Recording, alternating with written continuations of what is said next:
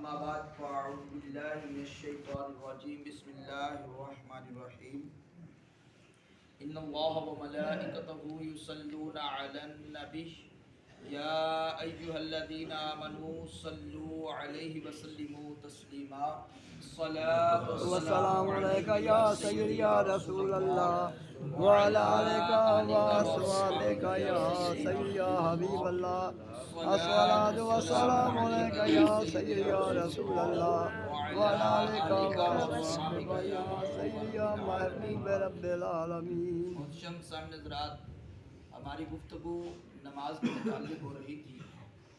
चंद मसाइल और फिर कुछ हदीस मुबारक आपके सामने रखी नमाज के बारे में। हदीस मुबारक में आता है कि रसूलुल्लाह सल्लल्लाहु अलैहि वसल्लम की बारगाह में हज़रत अब्दुल्लाह इब्न मसऊद रज़ियल्लाहु ताला अन्हु हाज़िर हुए। फरमाते हैं कि मैंने रसूलुल्लाह सल्लल्लाहु अलैहि वसल्लम से सवाल किया, या रसूलुल्लाह सल्लल्लाहु अलैहि वसल्लम, आमाल में अल्लाह के नज़दीक सबसे ज़्यादा महबूब जो अमल है वो क्या है? आमाल में मेरे रब के नज़दीक सबसे ज़्यादा जो महबूब अमल है, या रसूलुल्लाह वो कौन सा अमल है? तो मेरे महबूब अलैहिस्सलाम ने फरमाया, वक़्त के अंदर नमाज पढ़ना। वक़्त के अंदर नमाज पढ़ना अल्लाह के यहाँ सबसे ज़्यादा महबूब अमल है। फरमाते हैं, मैंने फिर अर्ज़ किया, या रसूलुल्लाह सल्लल्लाहु अलैहि वसल्लम, इसके बाद कौन सा अमल है? फरमाया कि माँ बाप के साथ नेकी करना। सबसे नमाज के बाद सबसे ज़्यादा महबूब जो अल्लाह को अमल है वो वालिदैन के साथ नेकी करना है। मैंने अर्ज़ किया, या रसूलुल्लाह सल्लल्लाहु अलैहि वसल्लम, फिर इसके बाद? तो मेरे महबूब अलैहिस्सलाम ने फरमाया, राह खुदा में जिहाद करना।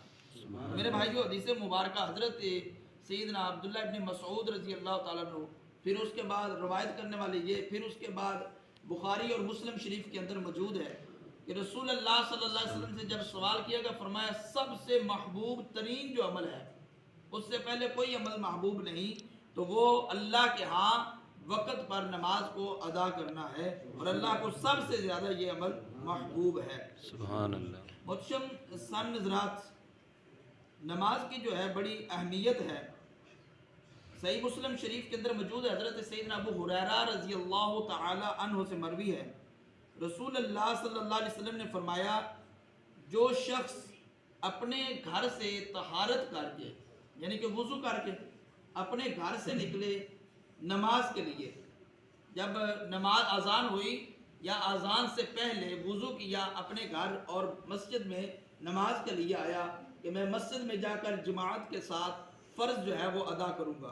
रसूलुल्लाह सल्लल्लाहु अलैहि वसल्लम ने फरमाया, जब वो मस्जिद की तरफ चलता है तो अल्लाह ताला उसके हर कदम पर एक गुनाह को यानी माफ़ फरमा देता है। सुभान अल्लाह। एक कदम, हर एक कदम के बदले अल्लाह उसके एक गुनाह को मिटा देता है। सुभान अल्लाह। और दूसरा जो कदम होता है, इस पर अल्लाह रब्बुल इज़्ज़त उसका एक दर्जा जन्नत में बुलंद फरमा देता है। सुभान अल्लाह। उसका एक दर्जा जन्नत में बुलंद फरमा देता है। अब इस हदीस में कोई कैद नहीं है कि जो सफ़र इतना हो तो इतने कदम है। फरमाया, जितने कदम उठाएगा अल्लाह हर कदम के बदले गुनाहों को माफ़ फरमाता जाएगा, दर्जात को बुलंद फरमाता जाएगा। इसी तरह इमाम अहमद ने इस हदीस मुबारक को रवायत किया है ज़ैद बिन खालिद रज़ियल्लाहु ताला अन्हु से कि हुज़ूर सल्लल्लाहु अलैहि वसल्लम ने फरमाया, जो 2 रकत नमाज पढ़े और इनमें सहव ना करे, 2 रकत नमाज पढ़े और इनमें सहव ना करे, तो जो कुछ पहले इससे गुनाह हो गया उससे, जो इससे बेशतर यानी कि इससे पहले जितने भी उससे गुनाह हुए, अल्लाह ताला तमाम गुनाहों को माफ़ फरमा देगा। सुभान अल्लाह। कि नमाज पढ़ने वाला जब नमाज पढ़ता है, वो हदीस मुबारक कि अल्लाह फरिश्तों को हुक्म देता है कि इसके गुनाह उठा के इसके कंधों से साइड पे रख दो, ये मेरी बारगाह में हाजिर हो गया, अब इसके जिस्म पर कोई गुनाह नहीं होने चाहिए। रसूलुल्लाह सल्लल्लाहु अलैहि वसल्लम ने फरमाया, जब अल्लाह हुक्म देता है, फरिश्ते गुनाह सारे के सारे गुनाह उतार के साइड पे रख देते हैं। और जब बंदा नमाज पढ़ के अल्लाह के हुजूर हाजिरी देकर फारिग होकर अपने घर जाने लगता है, तो फरिश्ते अर्ज करते हैं, मालिक अब ये जो गुनाह उतारे थे ये वापस डाल दें, ये जो गुनाह इसके जिस्म से उतारे थे ये वापस डाल दें। अल्लाह फरमाता है फरिश्तों मैं खुदा हूँ, मेरी रहमत जो है बड़ी वसी है, जिससे मैंने गुनाहों को उठा लिया, दोबारा मैं खुदा उस पर गुनाह नहीं डालता। जब बंदा नमाज पढ़ता है तो अल्लाह बंदे को इस कदर साफ पाक इतना पकीजा कर देता है गुनाहों से कि जैसे कोई बच्चा अभी अपने माँ के पेट से जन्म लेता है तो वो गुनाहों से पाक होता है।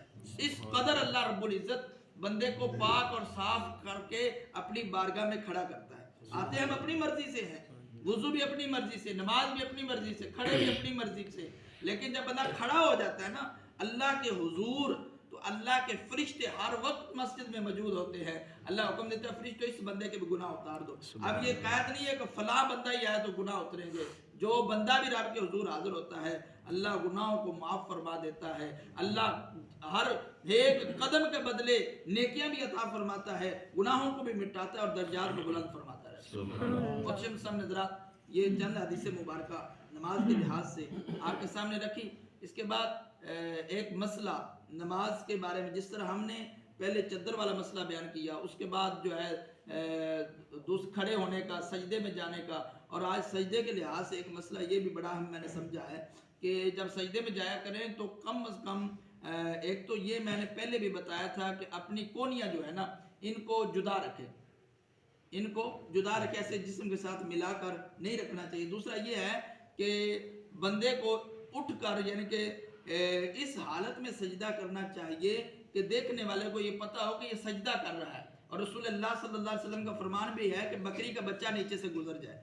और हम में से बात ऐसा होता है कि मर्द के लिए हुक्म है कि अपने जिस्म को, पेट को उठा कर रखना, और बाद इसी तरह के कमर को झुका लेते हैं, पेट नीचे कर लेते हैं कि ज़मीन के दरमियान और उसके पेट के दरमियान जो है वो खला बाकी नहीं रहता। तो ये तो हुक्म है औरत के लिए ऐसे करना, और मर्द के लिए ये है कि जिस्म को, पेट को जो है वो उठा कर रखना और इस हालत में सजदा करना। अल्लाह रब्बुल इज़्ज़त हमें अमल की तौफीक अता फरमाए, और अल्लाह रब्बुल इज़्ज़त हमें जो है अपनी नमाज़ों को दुरुस्त तरीके के साथ पढ़ने की और दूसरों तक इन मसाइल को पहुँचाने की तौफीक अता फरमाए। वाखिर दावाना अल्हम्दुलिल्लाहि।